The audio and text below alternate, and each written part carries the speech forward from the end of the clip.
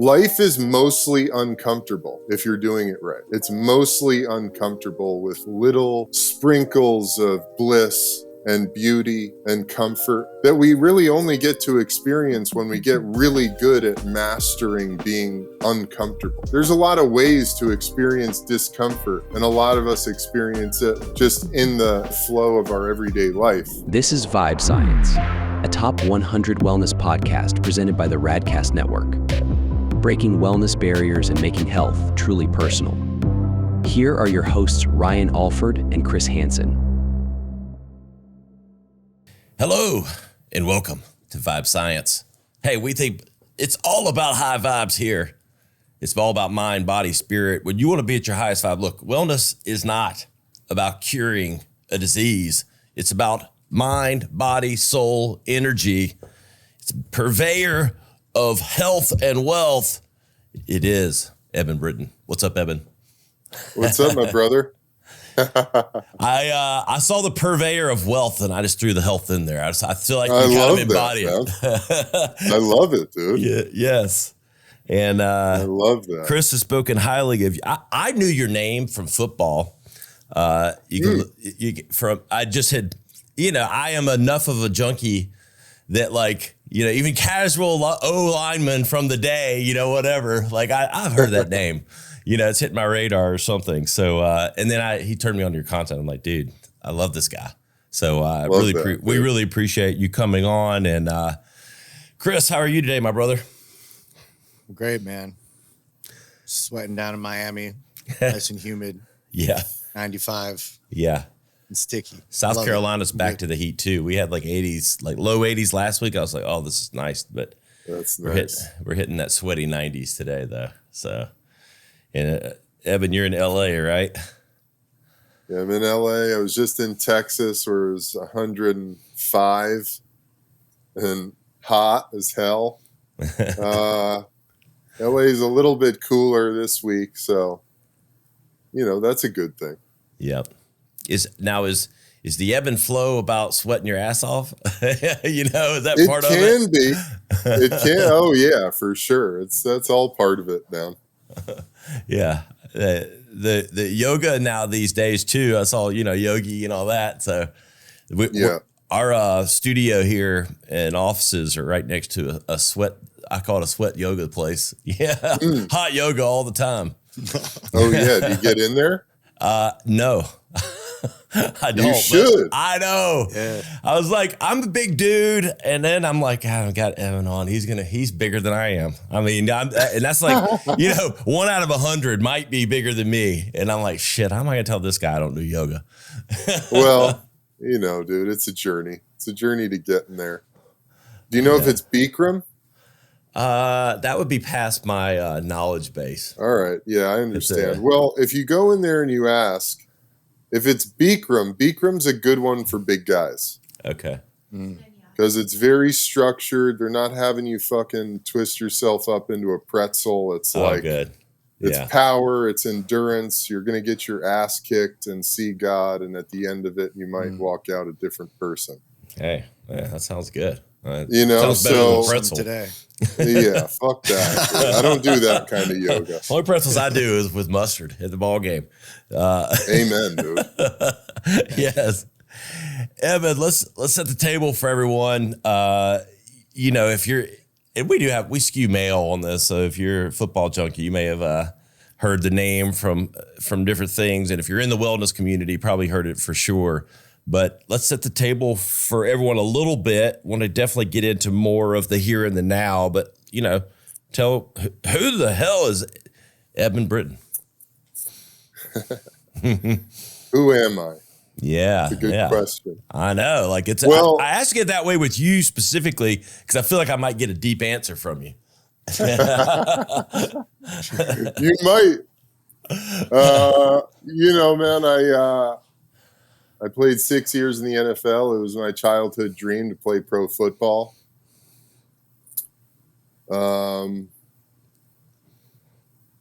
Played offensive line. When I was about 8 years old, I was at my grandparents' house in Connecticut watching the summer news and they had highlights of the Jets and the Giants in training camp come on, and I just thought, man, that's what I want to do when I grow up. I came from a family of athletes and artists. There was also, you know, a lot of alcoholism, a lot of mental health stuff going on, a lot of dysfunction. And so for me, it felt like football was this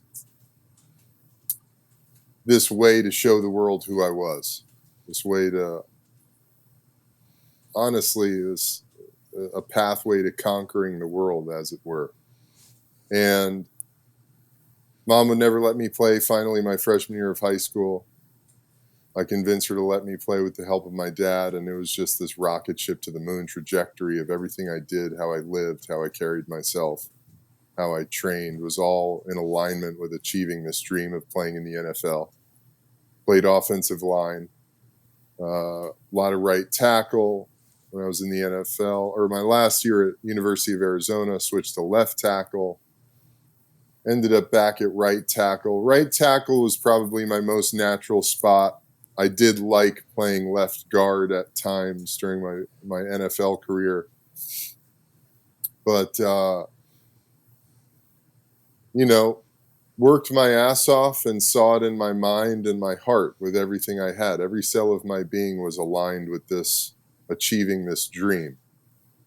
And I say that because that's an important piece of it all, because no matter what we want to do in our lives, and something that's alive for me currently is having the courage to take the leap of faith into the unknown, always, with whatever it is we're trying to achieve or do with our lives. And many of us just get so hung up on trying to figure out what the next step is, or if this is the right step, or where am I going to go next, or what's it going to look like, and it has to look like this. And when you just let go of all of that stuff and commit yourself to the process, taking it one day at a time, one step at a time, one meal at a time, one workout at a time, one opportunity in the film room at a time, and you just develop yourself in the direction of this thing you want to achieve, this vision you have for yourself, you're going to do it,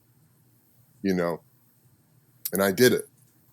And I also beat the shit out of myself in the process of doing that, because the whole dream was built on me showing the world how big and fucking scary I am and dominating other human beings. That's what I was really good at that for a long time. I was always the most violent guy on the field. I wanted to play 10 years in the NFL. I got 6 because my body just started giving out on me. And when your body starts giving out and you're trying to play a game at a really high level like that, it starts becoming not very fun anymore. So, through my NFL career, I had shoulder surgery, back surgery, numerous concussions, torn ligaments and muscles all over my body. As far as playing wise, I was drafted by the Jags in 2009 from the University of Arizona. I was drafted 39th overall, round 2. That was in 2009. Had a tremendous rookie season. Going into my second year, started every game my rookie year. Going into my second season, I suffered this ruptured disc in my back, L5-S1. So for anybody listening, your spine is the bones of the vertebrae, and then there's discs in between each one of those vertebrae. That's how we get the flexion and the extension in our spine that we have. But those discs are basically it's like a jelly donut. It's this disc filled with fluid, and you hear some people talking about slit discs, which is actually not as common as we perceive it to be. The discs don't really slip. They bulge or they rupture. Mine ruptured. So the disc basically bulged. It was compressed incorrectly. The disc bulged, and then it exploded and was oozing this liquid out onto my sciatic nerve, which caused unbelievable pain. unbelievable pain, lost a lot of power in my right leg, could barely feel my right foot on the floor. To this day, I've got some numbness in my right toes. And so then the next 5 years of my career really became this battle of getting myself out of pain, getting myself ready to play. And that takes a toll, it takes a massive toll. Every guy in the NFL is doing something to the extent that I was going through. Every guy is playing injured. Every guy is dealing with a massive amount of pain. And we just grind ourselves to the bone until we can't anymore, essentially. And some guys who are really lucky, there takes some luck to get to those 10 plus year careers. Luck and a lot of savvy. Guys, the veterans always used to tell me, Eb, don't practice so hard. I was like, what the fuck are you talking about, dude? Don't practice so hard. I know one speed, man. Yeah, one gear. And that's not how you stay a pro for a long time. You learn how to practice in a way that you can get the rep and not destroy yourself. So, I beat the hell out of myself, man, trying to prove a lot. And when I came out of the NFL in 2014 was my last season. So 2015, it was a slow process into just surrendering my football career, which I was definitely getting the whispers, handful of injuries. My last year in Chicago, halfway through the season, I had a ruptured appendix. There were all kinds of just, the universe was like, Ed, it's time to move on. And I had that moment, one of the last weeks in Chicago, where I was sitting in the film room. I just sort of started coming back from my appendix. And I was sitting there watching film, watching myself in practice, and I thought, God, what the fuck am I doing here? I got to pop pills just to sit in this chair. I'm in pain from the top of my head to the tips of my toes. God bless this coach back here, but he doesn't really give a shit, dude. If I walked out of here tomorrow, he'll put a rookie in my spot, no problem. This is just, I'm sitting here thinking it's glorious, and I'm just killing myself. So when I started, I felt I had that feeling that probably all athletes experience at one time, which is that I'm not in love with this anymore, and I'm not willing. There's a million places I'd rather be, was the thought. And let's be honest, you were playing with the Bears. The year was not going well. You weren't competing for a title. Yeah. And that pays me as an old Bears fan as a kid, but it's just the truth. The last 10, 12 years. It's true, man. It's true. I had a rough go with the teams I was on. I mean, the best team I think I was ever on was my last year in Arizona. We went 8-5, beat BYU in the Vegas Bowl, and that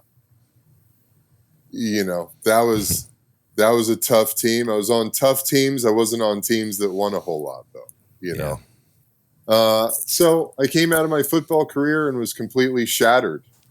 I was physically, mentally, emotionally. My last year in Jacksonville, I'd been benched halfway through the season when I was attempting to play on a bad left ankle. Got benched and just totally lost. I've told this story a million times, so I'll give the cliff notes, but I was benched and just completely lost my faith in the game. I always looked at the football team as my family. I gave everything I had to the team. I would have literally died on the field. That was just who I was as a player. And when I got benched, it just absolutely crushed me, because I was attempting to play through an injury that they told me I could play through, and I kept saying, "Hey, I'm not ready to go." And it's like, we'll tape it. We'll give you the Toradol shot. We'll do this. We'll get the pills in. You'll be fine. And there I go. I'm starting at left guard against the Bengals, going against Geno Atkins and just getting my ass kicked,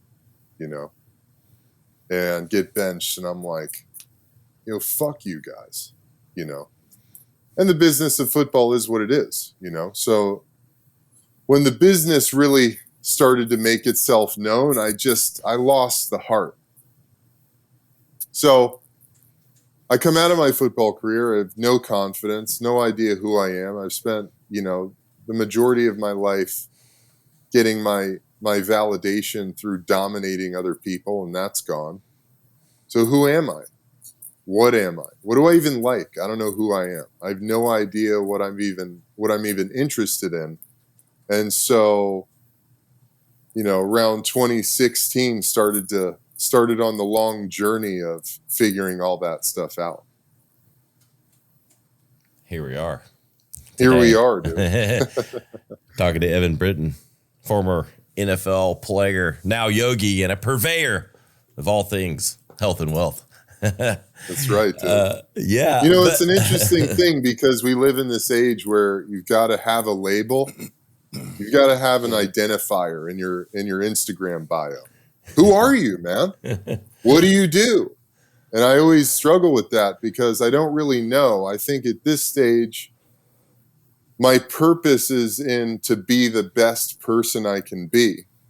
But in society, that doesn't really mean a whole lot when you tell people that. It's like, okay, well, how do you make money? Yeah. It's like, well, that's kind of a side note in comparison to who the fuck are you as a human being? What are you bringing to the world in this moment, So I settled on purveyor of wealth. I'll write your bio. Thanks, bro. I am a writer. I love how you spell wealth. Yeah. It didn't get lost on me. But yes, I would say, I don't know, lover and attractor of energy. Yeah, for sure. Like, we all are. Yeah, but you are for sure. I feel like you have a radiance, but like more like the reverse of radiance. You absorb, I feel like it comes to you. I see the way people kind of respond to you and like in your content and stuff. And so you're a real beacon of like positive energy. Yeah. That's a perfect way I'm going to change my bio to that, bro. I'm a beacon writer of positive energy. I think I've thought that before. Ryan said it, dude. I'm in. As long as I get an at in your bio, I'm good. Yeah. I might. Yeah, it's all good, man. But obviously, the light switched. You realize your purpose wasn't just dominating human beings, but dominating life on some level. So how did we do that? Good question, bro. That's what all the listeners want to know. Because look, we've all been there, like in different ways. I mean, you did it at the highest level. I mean, at the most elite level. I mean, people really don't understand how elite NFL athletes are. Like how few. There's billions of people walking this planet, and how few people have what it takes to do what you did. So you did it at the highest level, but then that's all you had done. And so it's like that flip. I mean, how do you find that purpose? It's a great question, dude. And you're right on. I would say that in my experience has been that the task is to master ourselves, it's to master our mind. It's to master the inner atmosphere that we experience. And you can do that through meditation. You can do that through breath work. You can do that through plant medicine. You can do that through life. Every interaction that we have is an opportunity to see who we are underneath the skin, under the surface. And something I was thinking about this morning, because, dude, really at the end of the day, what does it come down to? When you're a master of yourself, it means that you're no longer a ship that's victim to the tides of life, the storms of life, because we're going to face adversity. Life is mostly uncomfortable. if you're doing it right. It's mostly uncomfortable with little sprinkles of bliss and beauty and comfort that we really only get to experience when we get really good at mastering being uncomfortable. And you think there's a lot of ways to experience discomfort, and a lot of us experience it just in the flow of our everyday life. But you think of discomfort, you immediately go like, an image of David Goggins running for 45 miles on broken ankles comes to mind, and you're like, oh fuck, that's discomfort? Holy shit. It's like, yeah, that's one version of it. Getting into an ice tub, doing 90 minutes of hot yoga where you feel like you're literally going to combust. Doing an ayahuasca ceremony. These are all various forms of discomfort, but the one that we don't really spend enough time thinking about, talking about, understanding is the discomfort of our own emotional energy. The energies that move through us, the bad feelings we have about ourselves, the sadness, the grief, the shame, the guilt, all of these things that are also much subtler forms of discomfort, but it's still discomfort. And it's actually this discomfort which causes us to be reactionary, to lash out, to make a rash decision, do something that fucking causes damage or wreaks havoc in our relationships. And so the more we can master ourselves into feeling that stuff, because I've been meditating now for just about 10 years every single day.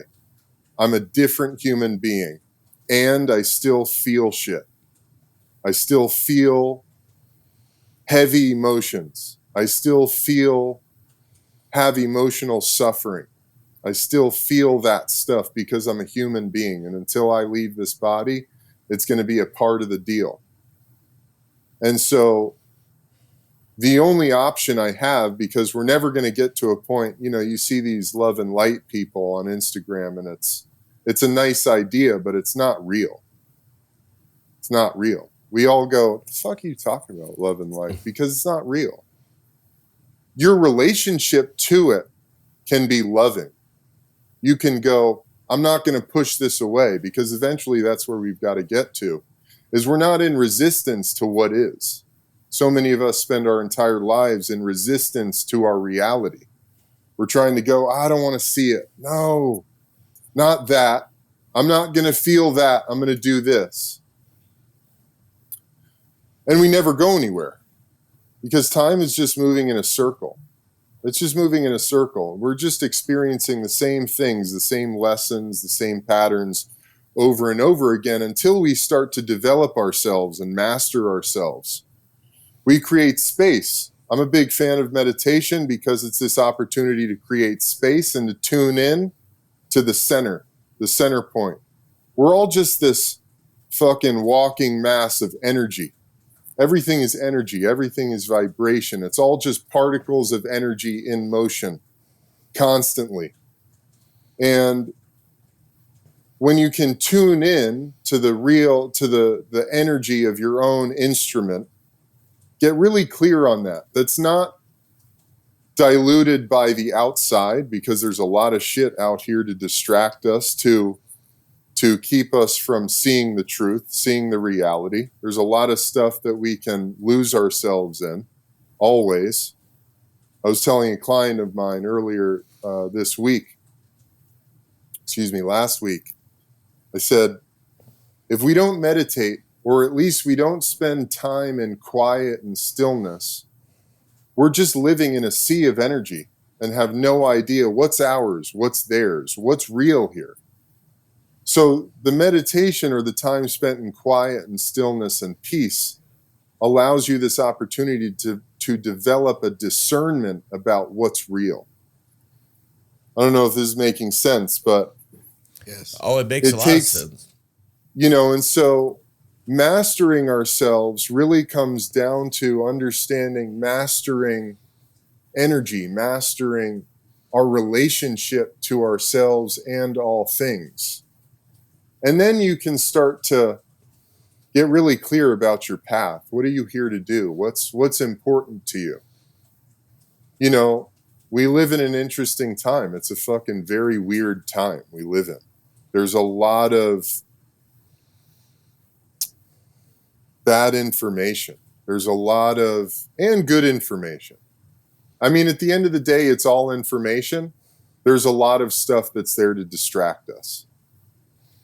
That is not only distracting us, but conditioning us into believing certain things that aren't real. So for me, the journey over the last 10 years has become mastering myself. And what that really entails is reconciling with the darkness.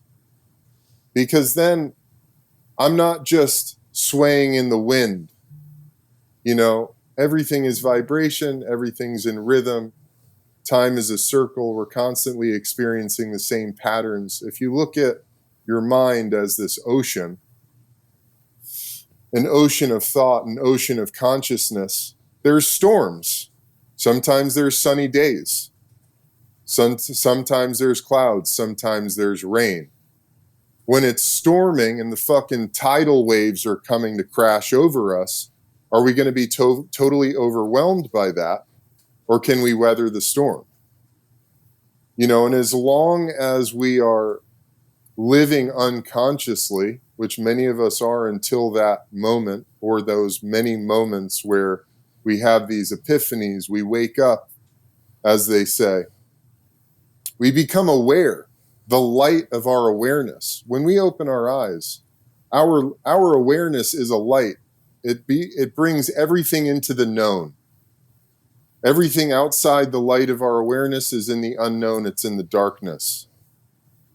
But so, and we fear that. We're scared of that.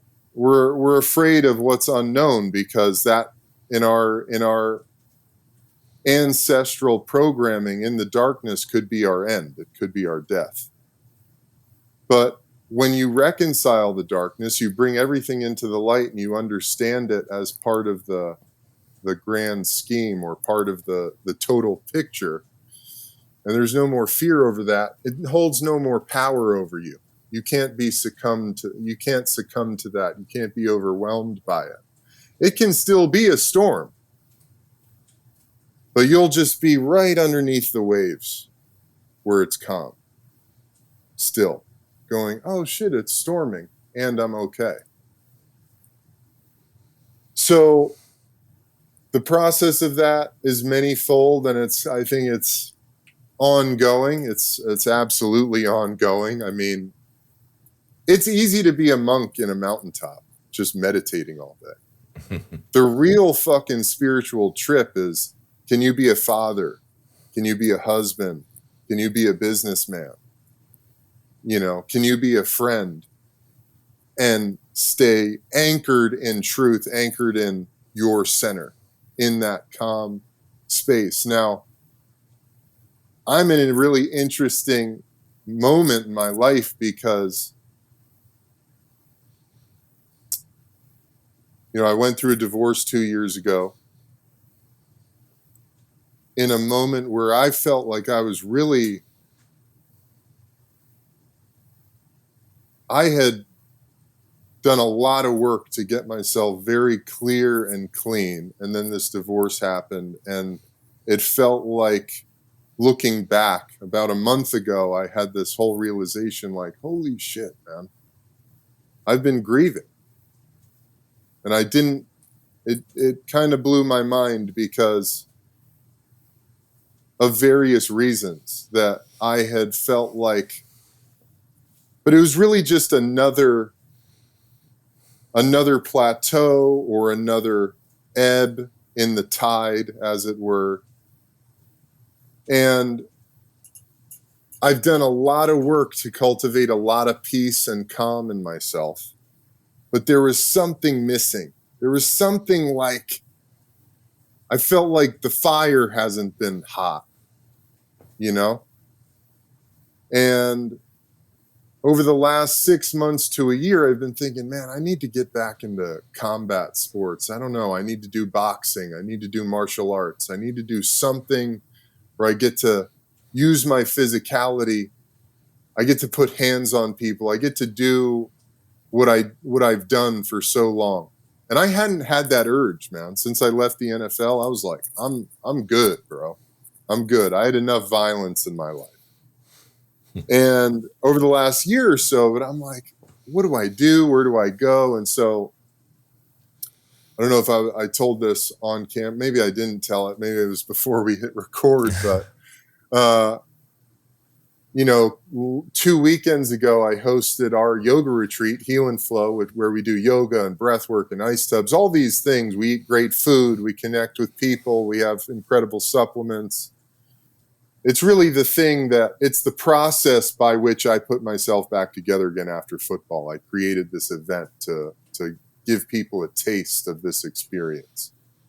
And at the event, I invited a guy who I've connected with through Instagram who lives in the area where we did this event. His name's Greg Anderson.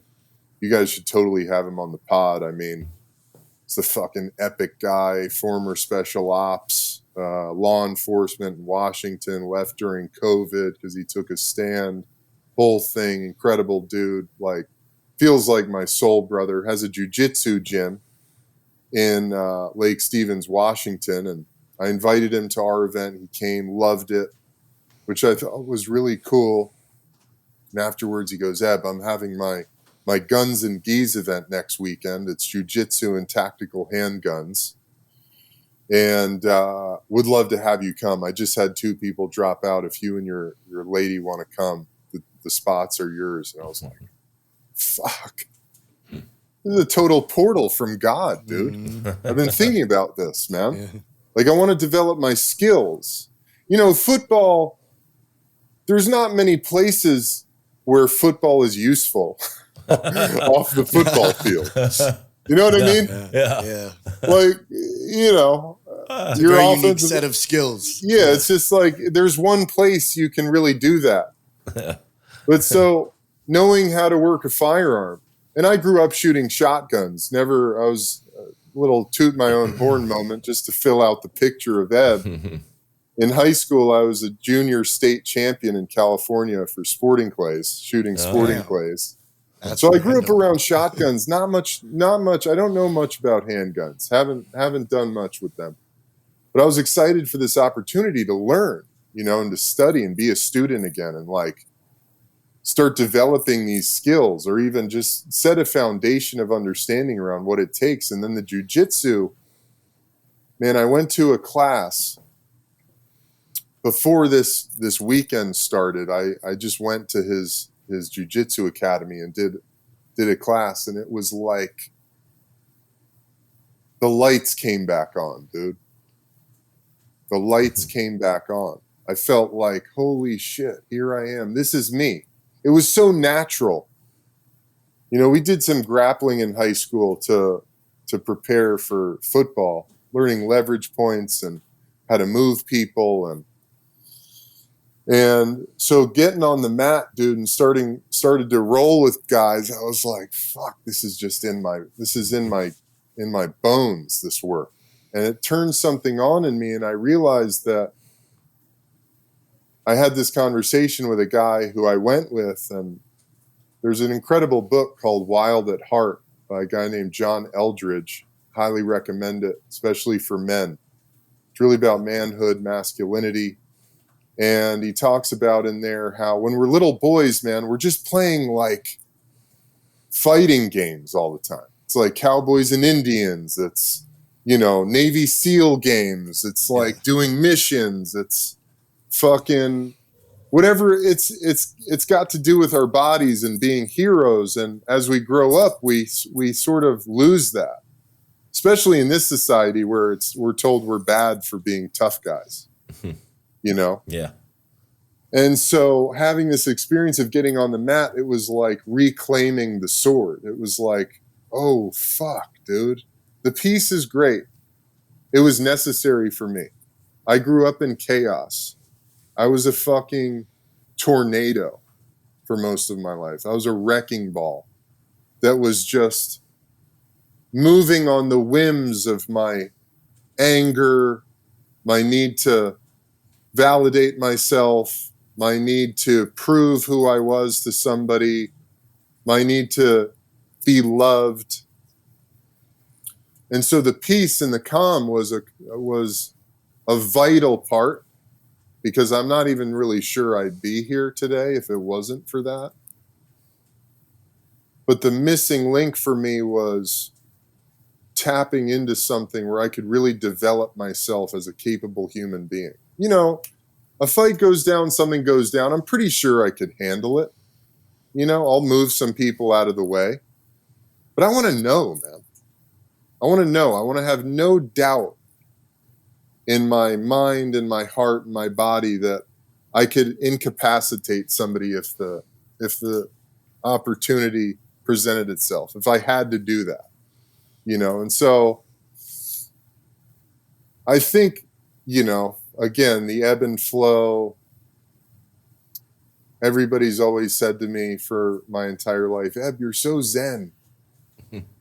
And part of the zen is the yin and the yang, you know. It's the ebb and the flow. It's the high and the low. It's the calm and it's the storm. And so for me,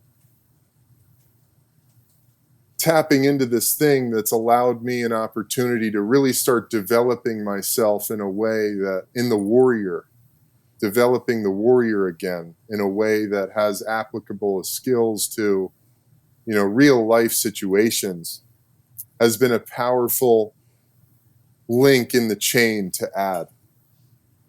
It's brought more peace, I'll say. You know, it's brought more, like, I just feel like, fuck, I'm excited about something again. And I think, who doesn't need that? You know, we all need that. I think especially in this day and age where we're just fucking running around, like, trying to make money, trying to do this, trying to, you know, be a good boy, do all the things we were told we had to do. And meanwhile, we've just totally forgotten what makes us come alive, because that's really what's important, you know? It's like, how fucking alive are you, dude? How much are you able to express your energy into the world?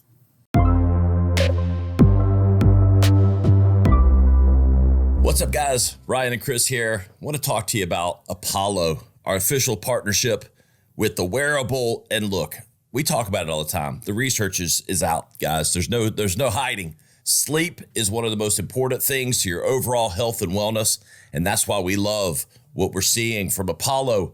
I'm using it. Chris has been an advocate for over 3 years. Talk about it, Chris. I know it's been helping with your sleep. Yeah, man, I'm super stoked. The Apollo wearable device, I've been using this for 3 years.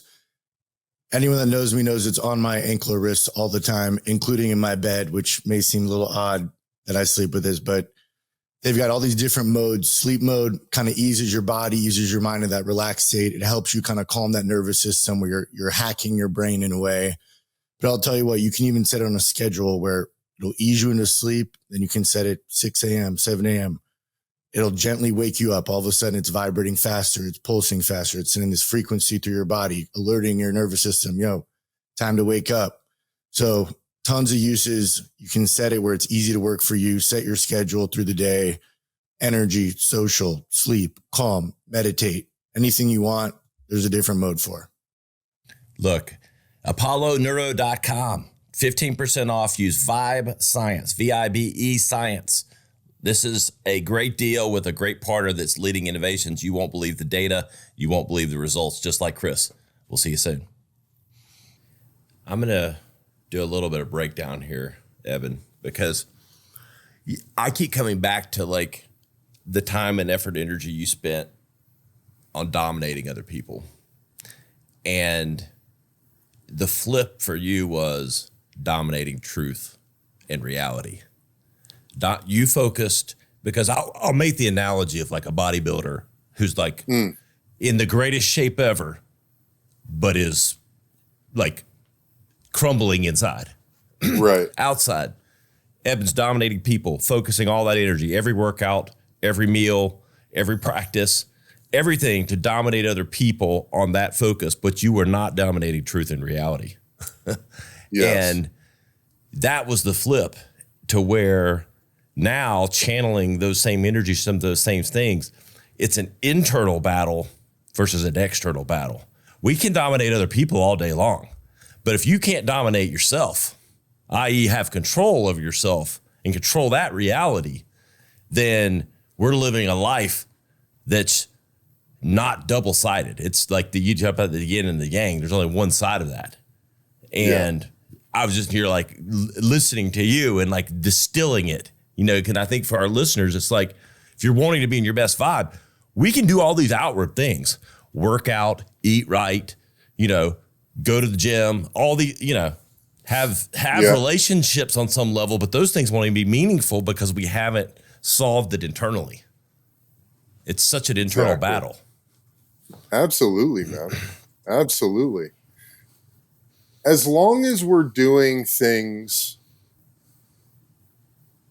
that are externally oriented, it's like we're building sandcastles. Yeah. You know, or you're building a house on a foundation of toothpicks. It's like one wind, you know, like my whole football career, dude, I wasn't doing it because I loved it. I loved being a student of the game. I was doing it because I had a lot of rage to get out and I wanted to prove how fucking dominant I was. And so when I got benched, my whole world crumbled because there wasn't a foundation under it. Like you're saying, exactly like you're saying.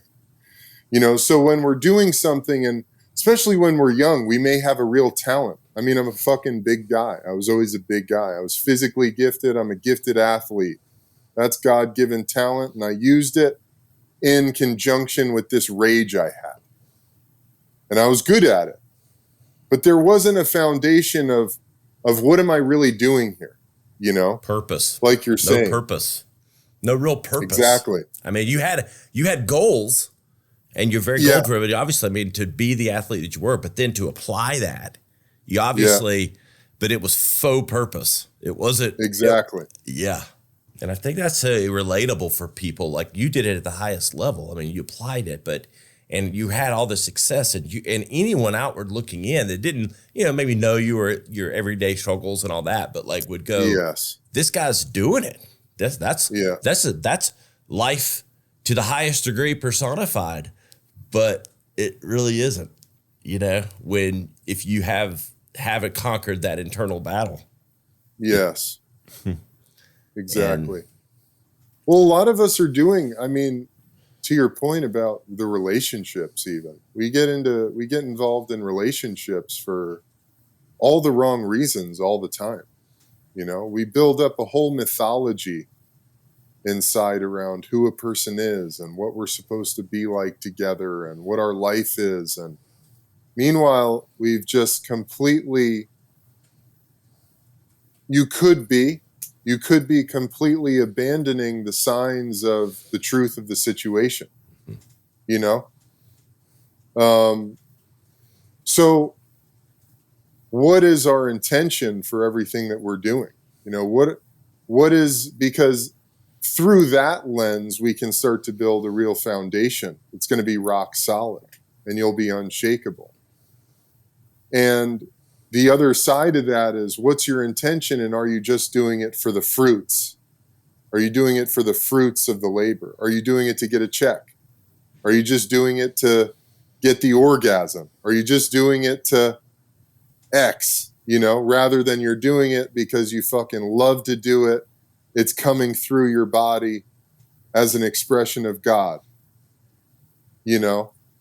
As the instrument of God doing your work on this planet, because then you can do it forever.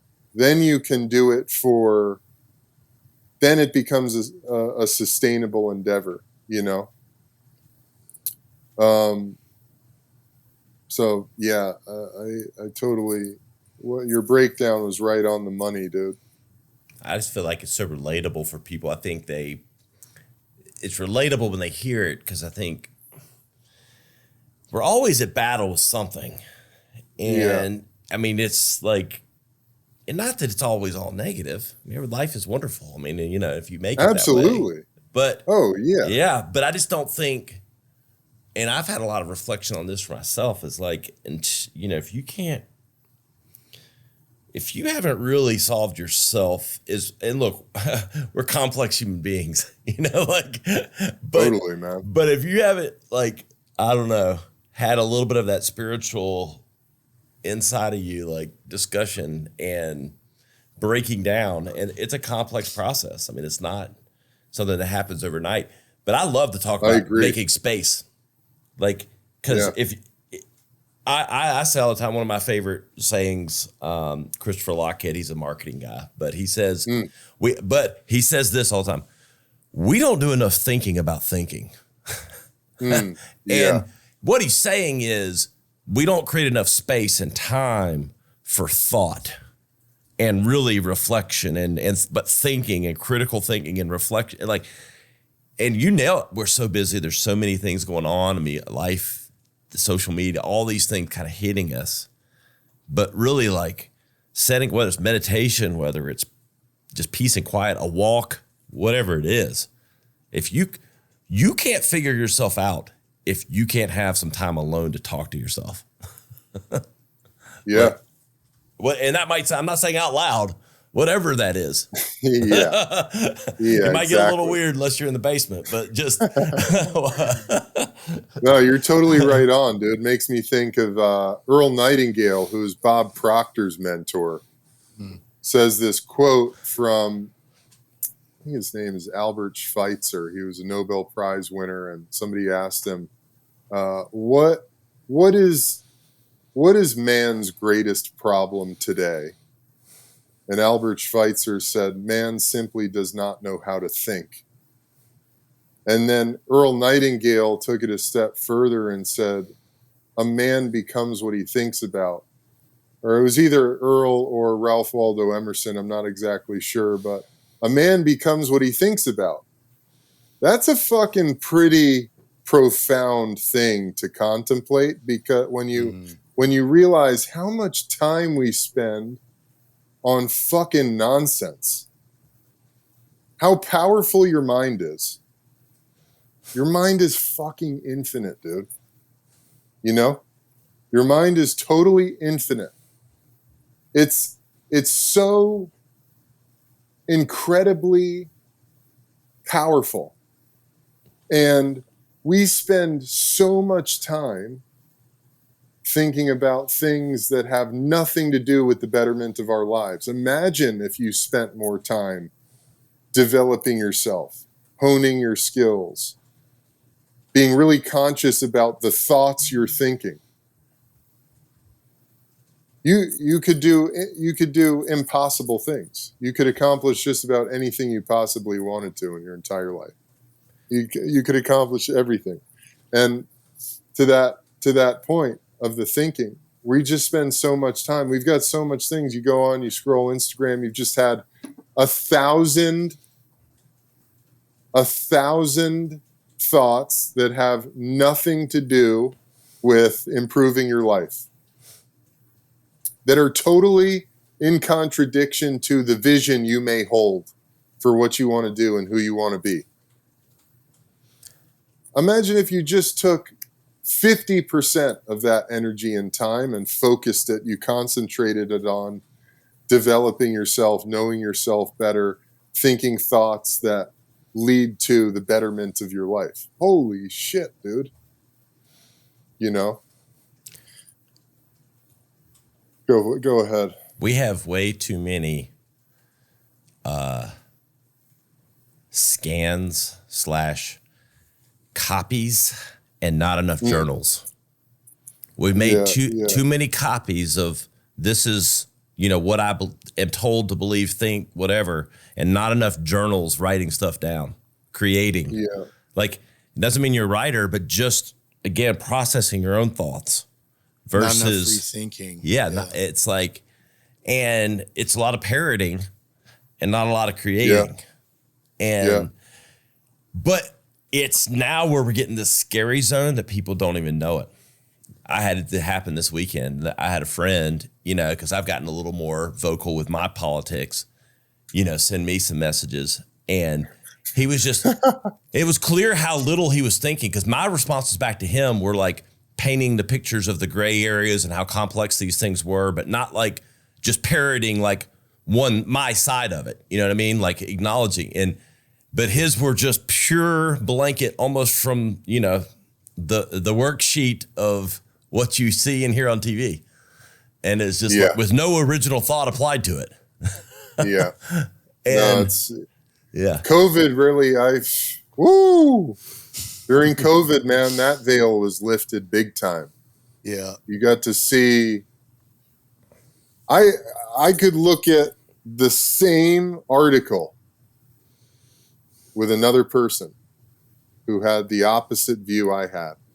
And we could both walk away validating our own perception through the same statistics, through the same numbers. And I was like, wow, what a trip. What a trip. And it really comes down to that, man. It's also, what is your experience? What is your experience of life?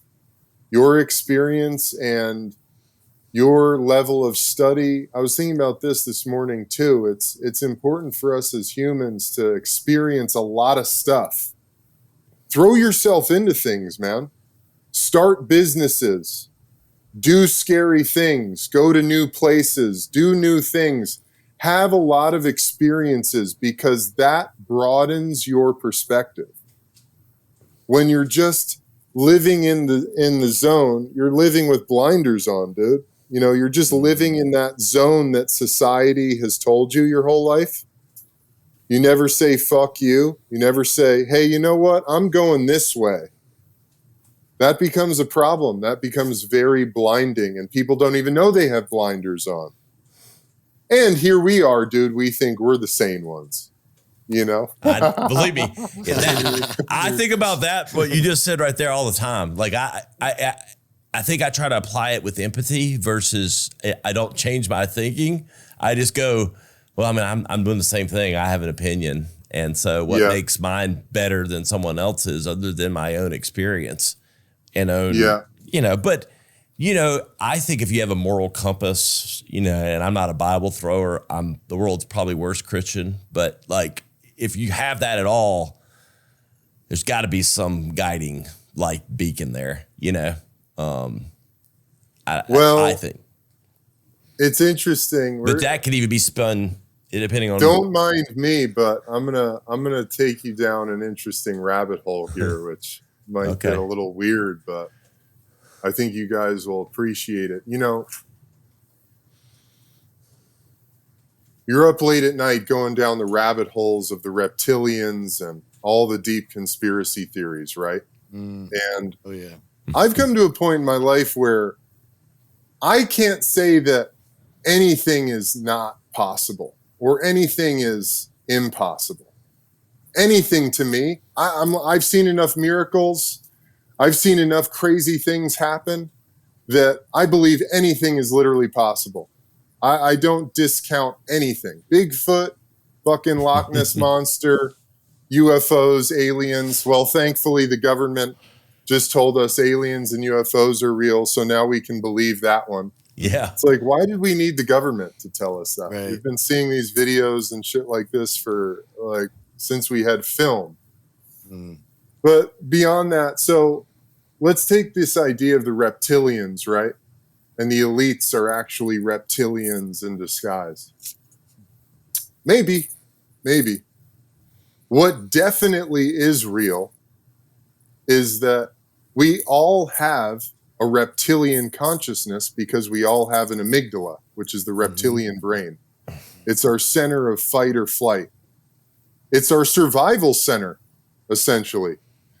And it's one of the first things that develops in a fetus is the reptilian brain, the amygdala. It's fight, flight, freeze. Am I safe? Getting me to safety. It's our survival. It's literally the survival hub of our central nervous system. So we all have that. And there is a consciousness that emanates. if you want to, or is created, or is the, who knows, it's chicken or the egg, what came first, the reptilian consciousness, the fear consciousness, or the amygdala? Who cares? Doesn't really matter. We all have an amygdala. So therefore, there is a plane of consciousness that is fear-based. And a lot of people in this dimension that we're all in and we're all a part of, there is a plane of reptilian consciousness, which is fear-oriented. And it's used to manipulate us. People get trapped in this fear consciousness.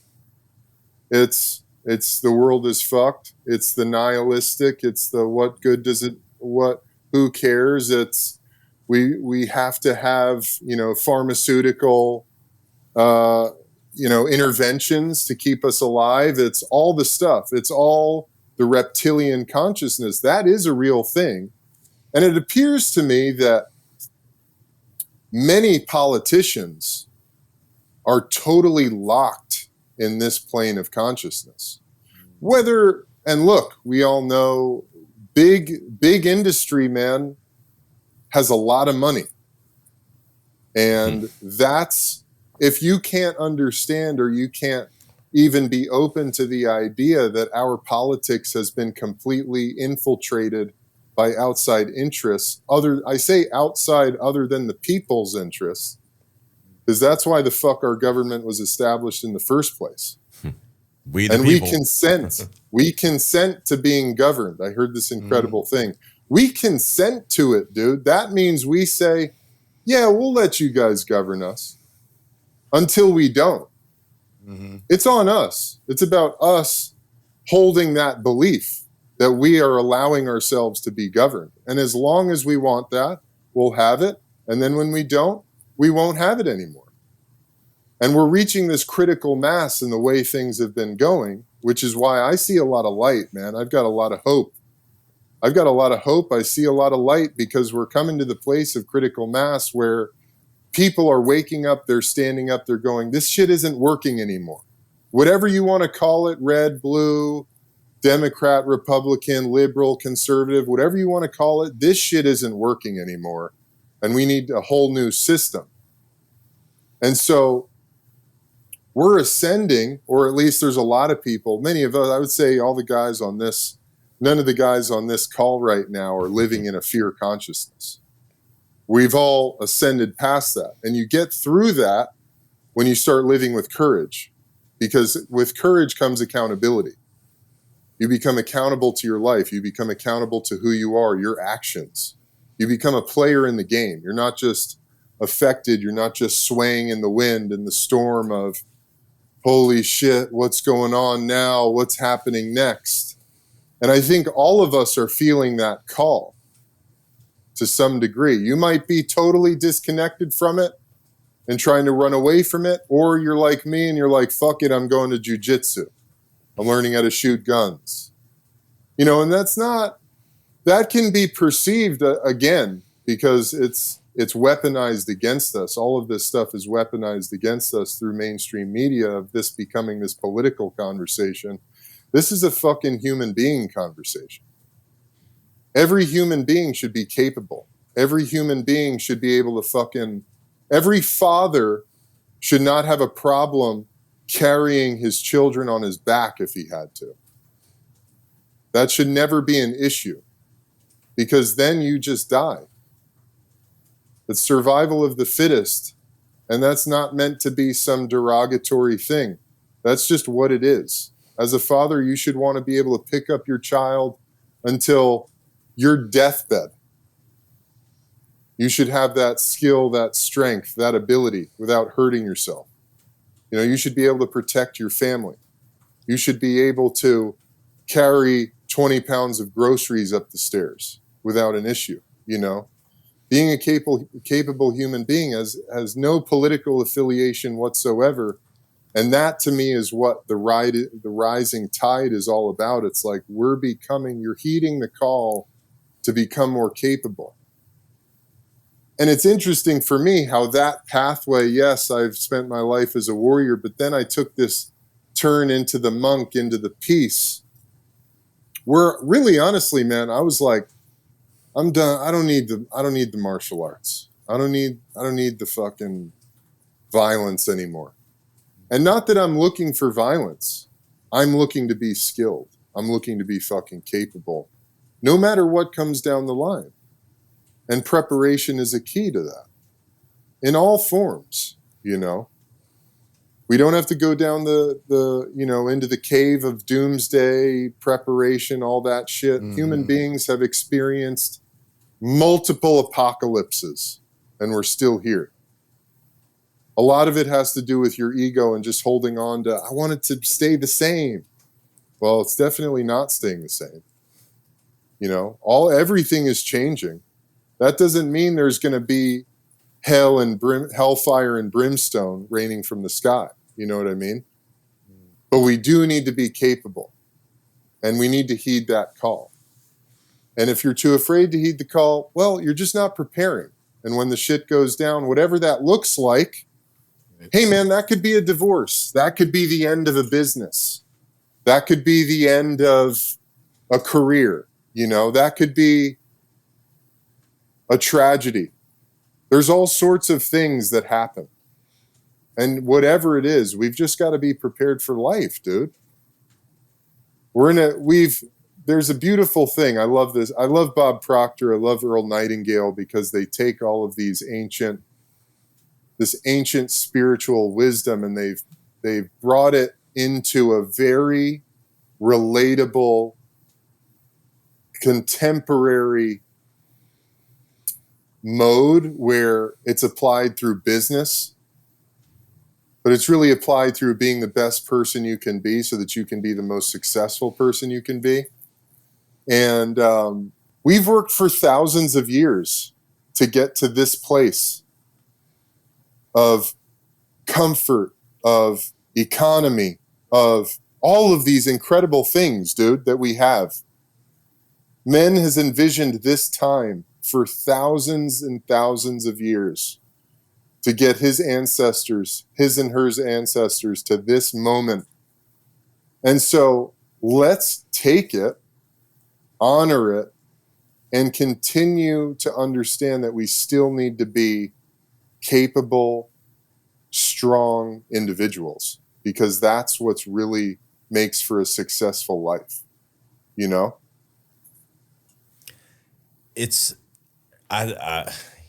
I'm resonating so much with what you're saying because, because you're saying things that I've always had a hard time kind of like piecing it together, even when I've had these discussions with like friends.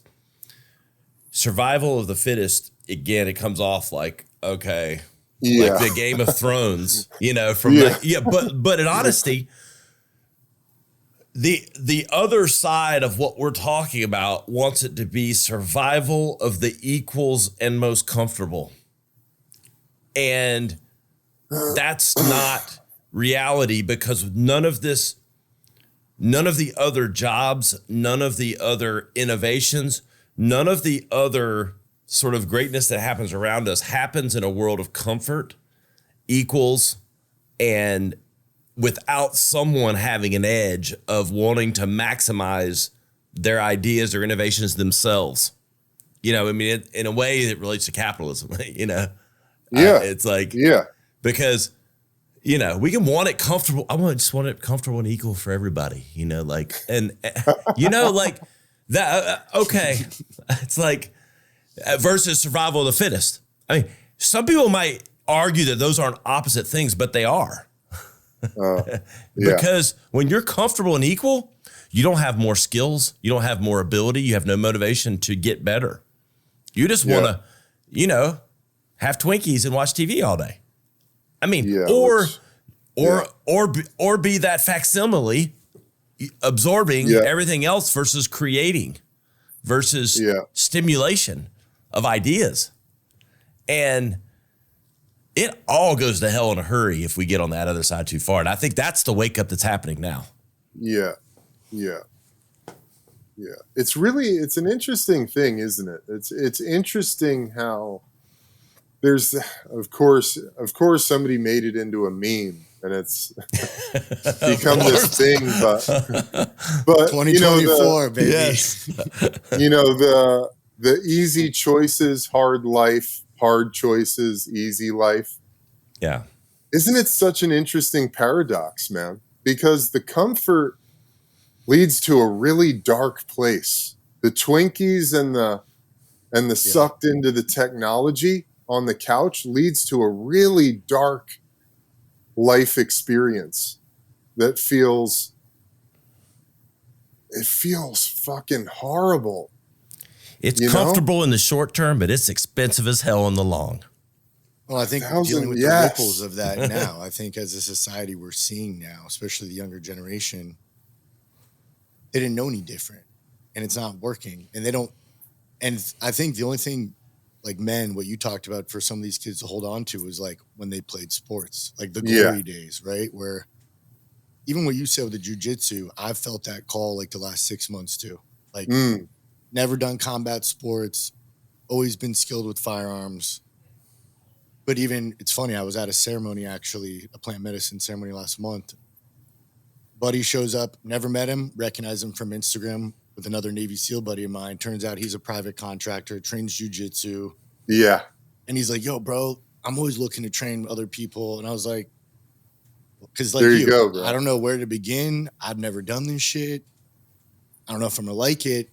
But it's even what you said. I just want to see what I'm capable of. And every person I've talked to in combat sports, the first thing they say is never the physical, it's the mental.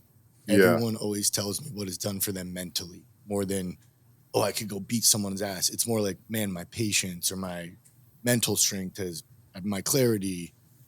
But yeah, man, I've felt that call too. And I think more now than ever, we've lost what we used to have to do just to survive because of the comfort, which is manual labor, right? Physical exertion. Comfort is killing us quite literally. I mean, even when you said carrying your children, I saw a picture yesterday. It was from a hurricane, I think here in Houston. And you see the rescue worker, big dude carrying little girl's dad's in front of her carrying her shoes.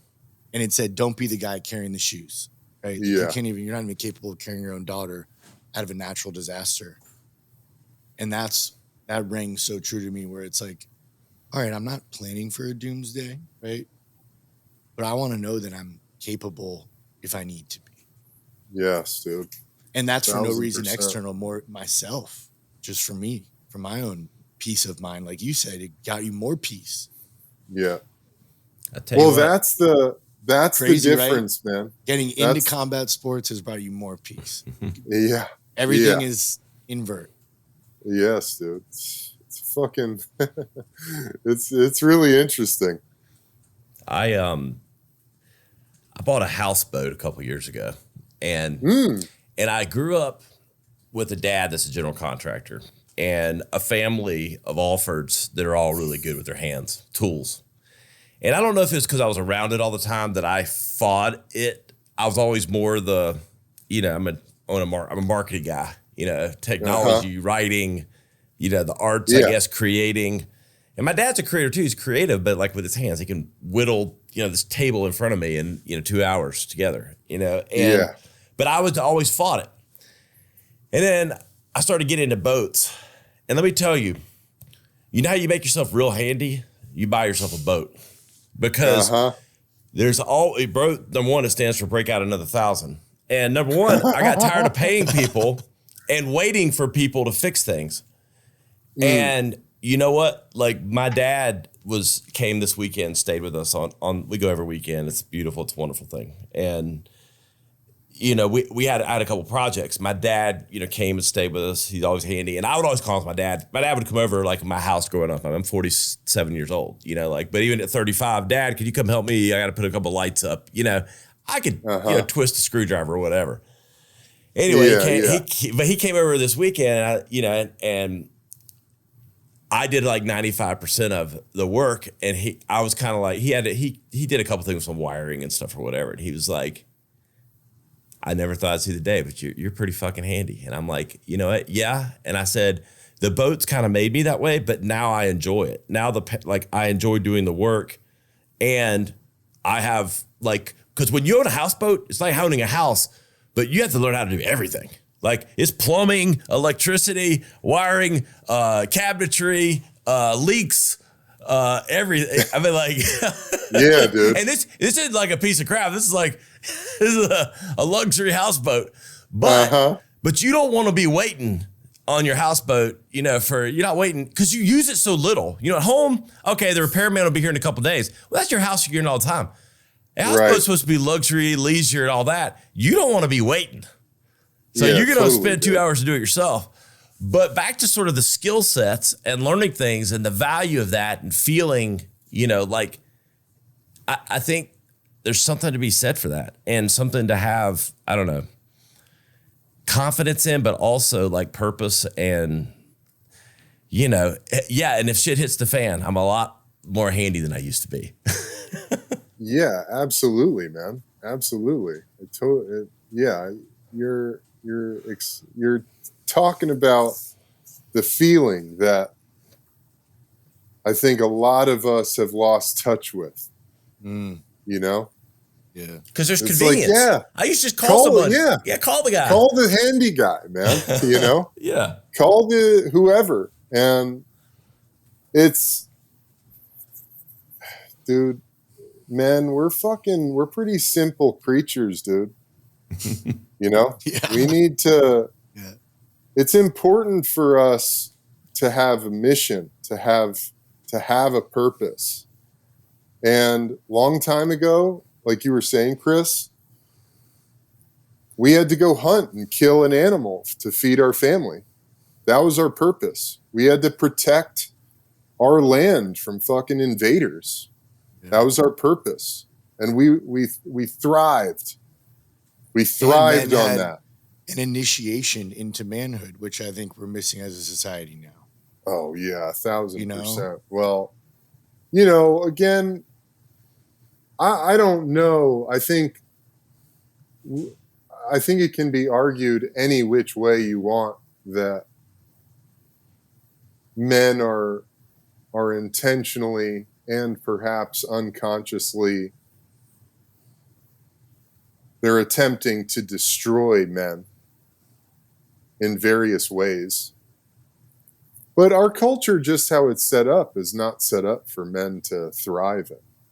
Right. We have to go find it, man.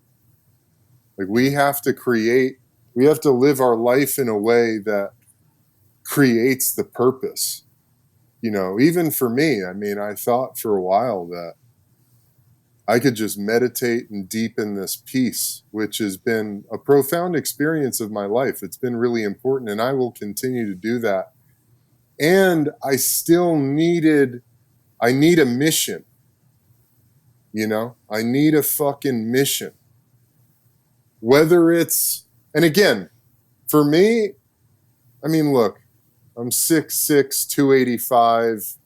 I spent most of my life putting my hands on people and fucking competing against another human being. So for me, the martial arts has been natural. It's been intuitive. It might not be that, you know, it could be fucking, you know, fixing the door on the houseboat, you know, but you need a mission. All of us men, we need to give ourselves in our life a mission, and maybe it's many little missions, you know, but we have to have a mission because otherwise we're just kind of floating around. We're too idle hands, man. Idle hands are not a good thing. Devil's playthings. Exactly right, dude. Big time. You know, so, and our hands are idle unless we're on a fucking mission. Yeah. Women can't do it. Like women can't fill that hole for us. A man's mission cannot be a woman. It can't be getting a woman. It can't be keeping a woman. It can't be, it has nothing to do with that. You know, we've got to have a fucking purpose, a mission. That's something that we're going on a quest to do, to accomplish. We're going to slay the dragon, whatever that might be. Because it just keeps us alive. It keeps us fucking hungry. Yeah. Otherwise, your soul starts to wither. And we're done with that. It's time for the men to be fucking the badasses, the protectors, the creators that we were destined to be. Yeah, but we could talk all day. Yeah, we could, bro. And I'd love to. And but we got to let you go. And I got another show at 2:00. So where can everybody keep up and learn more about your programs, what you're doing, some of your events, all that stuff? Give us the deets. Yeah, brother. Yeah, really appreciate you guys. Totally. Thank you for having me on. Anybody who's interested, check me out on Instagram at EDS Britton. My podcast is The Ebb and Flow. I've got a group mentorship program. We do weekly live calls on school. That's called Life and Flow. You could hit the link in my bio on Instagram to join that. We did our final event of the year a couple weeks ago, as I said, but stay tuned. We've got Heal and Flow in 2025. That'll be on the calendar soon. And that's it, man. Just appreciate you guys. Appreciate the opportunity to come and share. And thanks again. Yeah, man. We look forward to collaborating on other things. I feel like we could. For sure, man. Book on Amazon. Check it out. Check out my book right there. It's on Amazon. Ebb and Flow. We'll have links to all the content in our show notes and on our website, vibescience.media. Hey, we're trying to take you to your highest vibe. The only way to do there was mind, body, and energy. And Eben's got the energy. We love it. We appreciate you, brother. For Chris Hansen down in Miami, I'm Ryan Alford. We'll see you next time on Vibe Science. The content discussed on this show is provided for reference and educational purposes. The content is not an attempt to practice medicine or provide specific medical advice. Always consult your personal physician for medical advice and proper diagnosis. Thanks for listening.